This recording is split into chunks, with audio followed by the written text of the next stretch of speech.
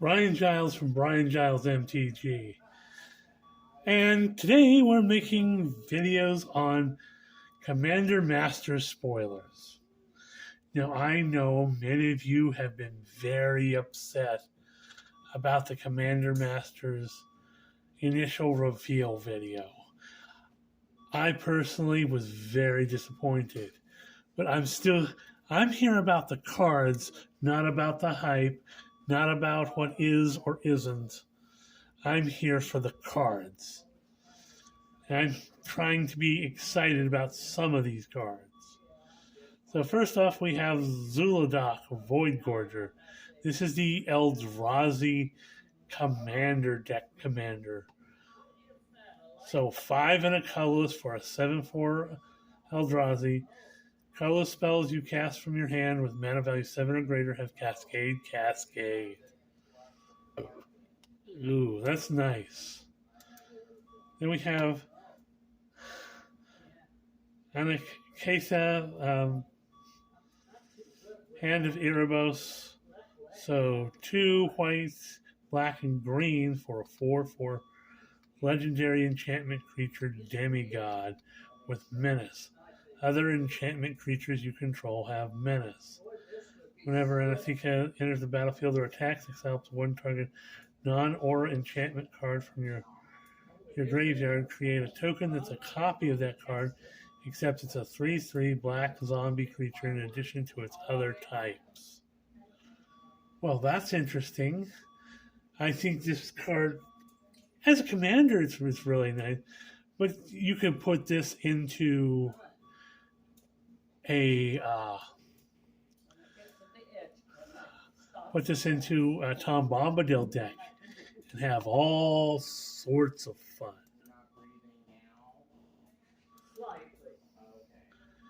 Then we have Commodore Guff. So a 1 blue, red, and white for a 5 loyalty legendary planeswalker Guff. At the beginning of your end step, put a loyalty counter on another target planeswalker you control. More loyalty counters, always fun. For a +1, create a 1/1 red wizard creature token with tap to add red mana. Spend this only mana to cast a planeswalker spell. -3, you draw X cards, and Commodore Guff deals X damage to each opponent, where X is the number of planeswalkers you control. Commodore Guff can be your commander. So that's interesting. So you can definitely put him in your Super Friends deck. Hoo-ha. Okay, next up is the card that's been clamored out a lot in Sliver Gravemother. WUBRG, which is white, blue, black, red, and green, for a 6/6 legendary Sliver. The legend rule doesn't apply to slivers you control. Each Sliver creature card in your graveyard has Encore X, where X is its mana value. Encore for 5.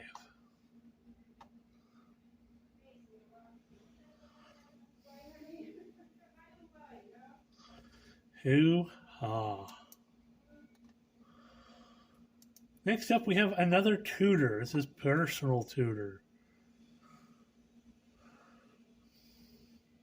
which is a blue mana for a sorcery that reads through your library.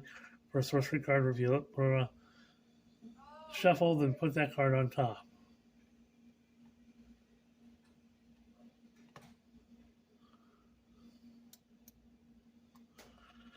So that's a nice tutor. A sorcery for a sorcery. Next up, we have Savala, Heart of the Wilds. 2 green and 1 for 2/3 Elf Scout. Whenever another creature enters the battlefield, its controller may draw a card. Its power is greater than each other creature's power. Pay green, tap it to add X mana in any combination color where X is the greatest power among creatures you control. So, big creature, elf scout type person. Okay, then we have the basic retro border um, lands, which are actually got very good artwork on them.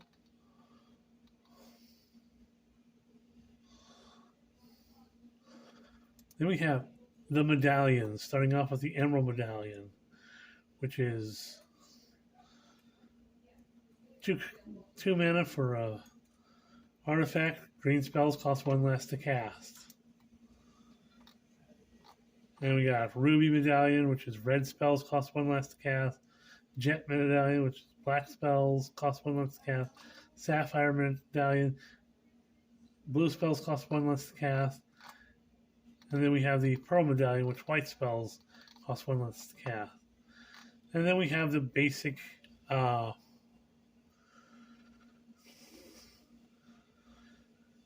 I guess you'd call staples of the Commander deck: Soul Ring, Command Tower, Path of Ancestry, Arcane Signet, and then we have the return of Prismatic Piper from Commander Legends.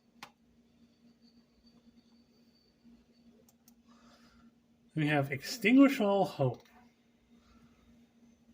Good removal spell, 2 black and 4 for destroy all non-enchantment creatures. That goes well in the Anatheka deck. Another staple in Felwar Stone. 2 mana for an artifact. Add 1 mana of any color an opponent's controls could produce.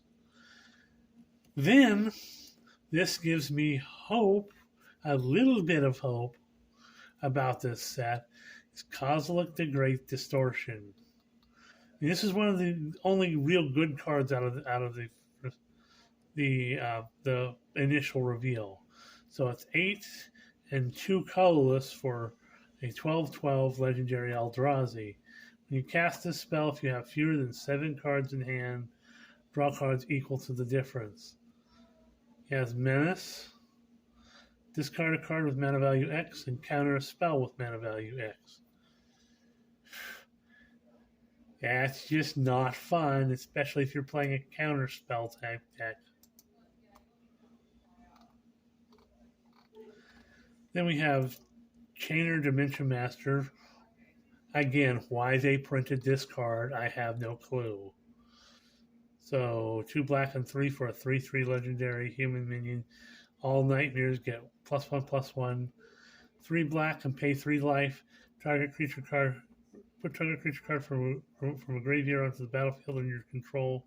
The creature is black and is a nightmare in addition to its other creature types. When Chainer Dimension Master leaves the battlefield, exile all nightmares. Krenko Mob Boss, because Goblin deck. 2 red and 2 for a 3/3 legendary Goblin Warrior. Tap it to create X 1/1 Goblin creature tokens where X is the number of goblins you control. Because goblins. Another good reprint that well, they're all reprints, but another good card that they had in the original reveal was Azusa Lost but Seeking. A green and 2 for a 1/2 human monk. You may play 2 additional lands on each of your turn. Susie's always a staple in any green deck. More ramp, please. The next 2 cards just made me wonder why. Why? This is Corridor Ghost Chieftain. 5 white, black, green for a 3/3 legendary 3/4, legendary Centaur Spirit. Spell costs 1 less to cast for each creature in your graveyard. Once during each of your turns, you may cast a creature spell from your graveyard. This card was just printed in Double Masters 2022. Why? Maelstrom Wanderer, another overpriced card that they put in this set. So 5 green, blue, red for a 7/5 legendary elemental. Creatures you control have haste and it has Cascade, Cascade.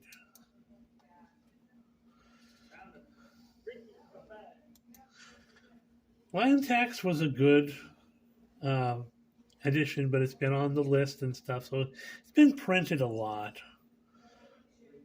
But they've got some special versions of it, some foil versions and whatnot. So white mana at the beginning of your upkeep, if your opponent controls more lands than you, search your library for up to 3 basic land cards, reveal them, put them into your hand, and shuffle.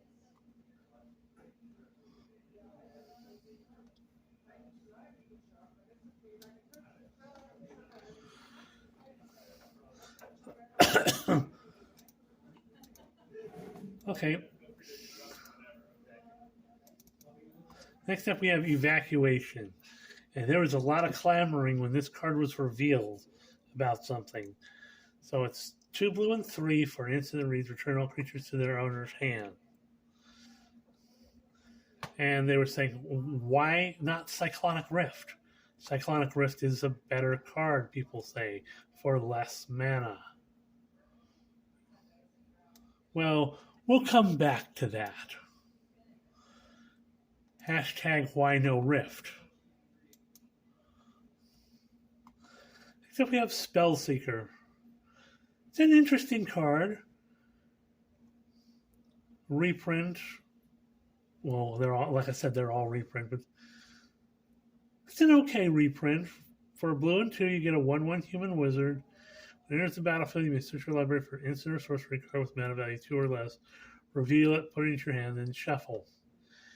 It's certainly useful in a Spellslinger deck. And there are definitely a lot of Spellslinger decks that rely on wizards and give bonuses for wizards. Then we have a reprint we haven't seen in quite some time in single color Omnath. So Omnath, Locus of Mana, for a green and 2, you get a 1/1 legendary elemental. You don't lose unspent green mana, steps and phases end. Omnath, Locus of Mana gets +1/+1 for each unspent green mana you have. Ramp, ramp, ramp.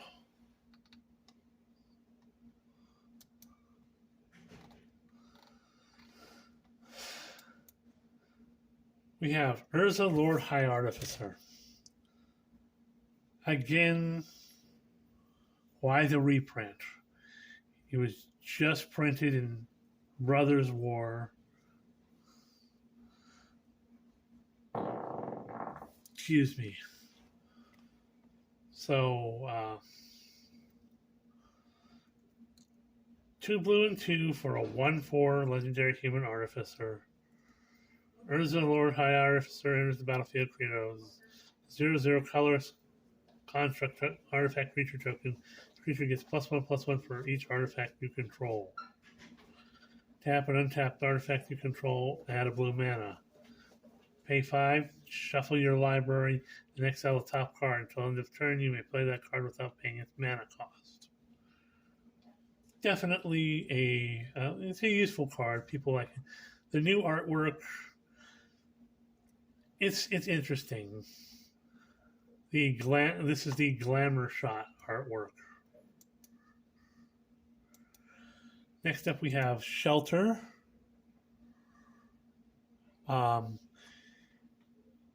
It's a white and 1 for instant reads. Target creature you control gains protection from the color of your choice until end of turn, and then draw a card. Not a bad spell. We have Mizzix of the Ismagus. Again, another creature that was recently reprinted. For a blue, a red, and 2, you get a 2/2 legendary Goblin Wizard. Whenever you cast an instant or sorcery spell with mana value greater than the number of experience counters you have, you get an experience counter. Instant and sorcery spells you cast cost 1 less cast for each experience counter you have. So he's good in a Spellslinger deck.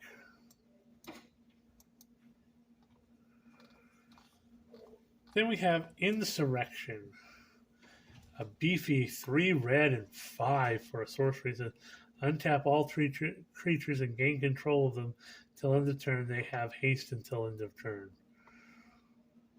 Well, if your opponent has a ton of weenie creatures and you just gain control of all of them, yeah, that's fun.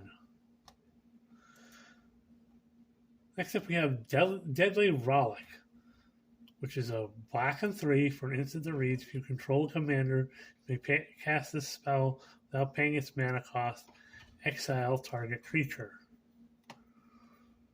This is the first in a cycle of free spells if you have a commander.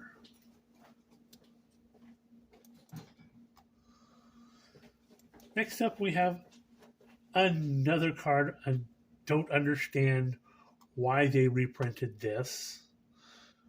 We have Yargle, Glutton of Urborg, which is 9/3 legendary frog spirit. Basically a vanilla big black stompy creature. Again, why?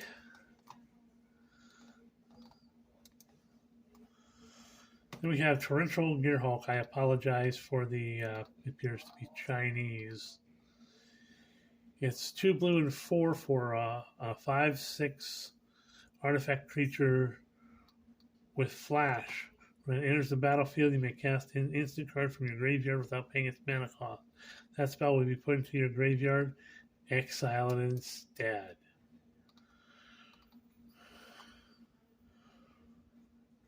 I wonder if we're going to get the whole Gearhulk cycle, because there seems to be a bit of a cycle theme going on here. This is Nesting Dragon, which isn't bad. It's 2 red and 3 for a 5/4 dragon with flying. It has landfall. Whenever a land enters the battlefield under your control, create a 0/2 dragon egg creature token with defender. And when this creature dies, create a 2/2 red dragon creature token with flying and pay red. This creature gets +1/+0 until end of turn. So it has fun. When the egg dies, it becomes a 2/2 dragon creature with flying and fire breathing. So that's then we have Sai, Master Thopterist, which is a blue and 2 for a 1/4 human artificer, legendary human artificer. Whenever you cast an artifact spell, create a 1/1 colorless Thopter artifact creature token with flying. Pay a blue and 1, sacrifice 2 artifacts, and draw a card. So he'd pair well with Urza. Then we have a card I have another question about. This is Morphon the Boundless. It's 7 mana for a 6/6 changeling. As it enters the battlefield, choose a creature type. Spells of the chosen type cost Wooburg, which is white, blue, black, red, green, less to cast. Its effects only reduces the amount of colored mana you pay. Other creatures you control of the chosen type get +1/+1. But notice, this is a rare, not a mythic as it has been before. It got downgraded. Again, question, why?